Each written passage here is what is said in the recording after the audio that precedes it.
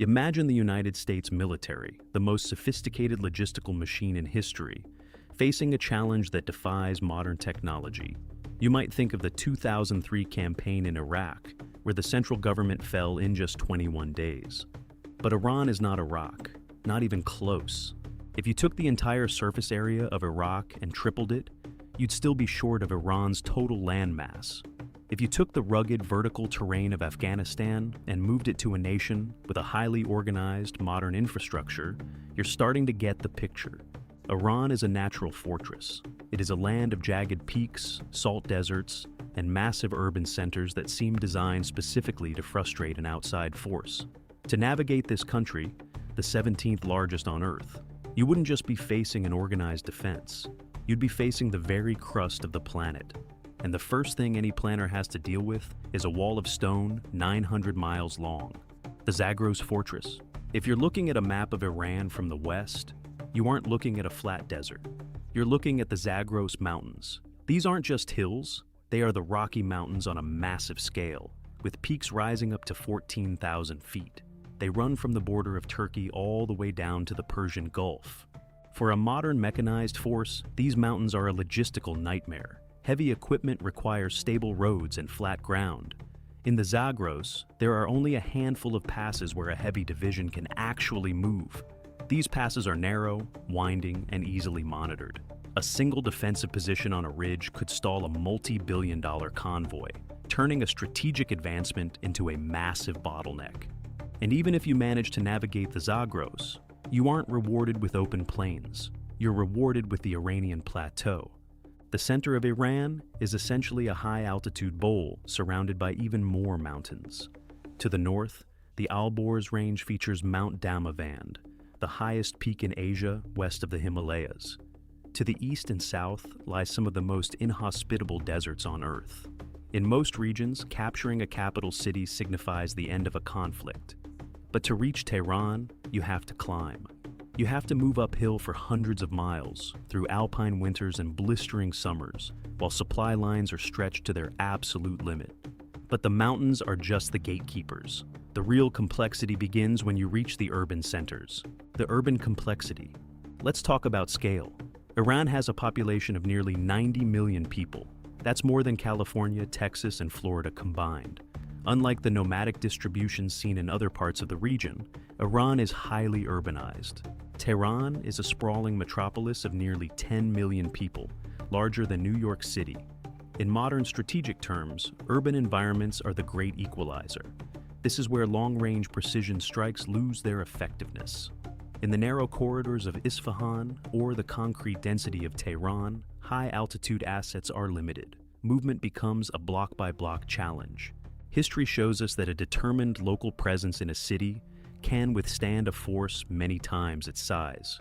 Now, imagine trying to maintain stability in a city the size of Manhattan that has been conditioned for 40 years with intense anti-Western rhetoric.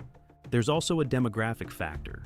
Iran has one of the highest literacy rates in the region and a massive population of tech-savvy individuals. This isn't a population that stays on the sidelines. An outside force would face a decentralized, high-tech resistance, using everything from drones and cyber defense to sophisticated electronic signals. But let's say the mountains are crossed and the cities are bypassed. You still have to answer one question. How do you sustain the effort? The logistical barrier. In the military, there's an old saying, amateurs talk strategy, professionals talk logistics. Supporting an operation in Iran would likely be the greatest logistical challenge of the 21st century. Look at the map. Iran is bordered by the Caspian Sea to the north and the Persian Gulf to the south. Any major effort would require bringing every liter of fuel and every ton of supplies across an ocean. The primary entry point is the Strait of Hormuz. This is the world's most important maritime choke point. At its narrowest, it's only 21 miles wide. Iran has spent decades turning this waterway into a defensive gauntlet. They possess thousands of uncrewed explosive vessels, vast fields of smart mines, and defensive batteries hidden in reinforced coastal bunkers. Before a single vehicle moves inland, a naval force would have to secure the most contested waterway on the planet. If the transit of goods is interrupted, the global economy would face an immediate shock. Oil prices would spike, and the economic cost would be felt globally before the first month was over. And once you're inland, the geography continues to work against you. Because of the rugged terrain, there are very few major arterial highways. An advancing force is funneled into predictable routes, creating a natural disadvantage. You'd be trying to move a massive organization through a landscape that is geographically designed to resist you. The strategy of decentralization. The Iranian leadership understands they cannot win a traditional force-on-force engagement against a superpower. Instead, they've developed a mosaic defense. They have decentralized their entire command structure.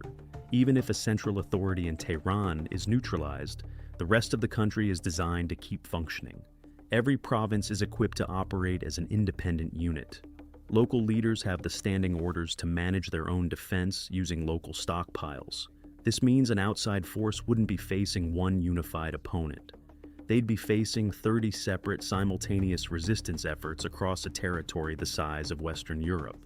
They also utilize strategic depth. Iran has spent decades building a network of regional partners. A conflict involving Iran wouldn't stay within its borders. It would likely activate various groups across Lebanon, Iraq, and Yemen, putting every regional facility at risk. You wouldn't be dealing with a single country. You'd be stepping into a regional chain reaction. The weight of civilizational identity. There's one final reason why Iran is so difficult to navigate, and it isn't found on a topographical map. It's the weight of history. Iran is not a nation defined by colonial borders drawn in the 20th century. It is one of the world's oldest continuous civilizations. The Persian identity has survived the campaigns of Alexander the Great, the Mongol era, and numerous internal upheavals. When you enter Iran, you aren't just facing a government. You are facing a national identity with a memory spanning 2,500 years. Even those who disagree with their current leadership are historically known to defend their home soil against foreign intervention. We saw this in the 1980s during the 8-year conflict with Iraq. Despite internal chaos, the population demonstrated a level of national endurance that defied all external expectations. They used attrition tactics and sustained incredible losses rather than cede a single mile of territory. So, why is it so difficult to conquer Iran? Because you'd have to scale the Zagros walls, navigate the urban density of Tehran, secure the Strait of Hormuz, and somehow manage a population of 90 million people who view resistance to entry as a core tenet of their history. In the end, you might be able to impact a military or a government, but conquering the land itself? That's a feat that has remained out of reach for centuries. And as modern history has shown us, there is a massive, costly difference between a successful intervention and a successful occupation. But there is one more factor, a wild card, that sits just beneath the surface of the Iranian desert. And it's the reason why the stakes of this potential conflict are higher now than they have ever been.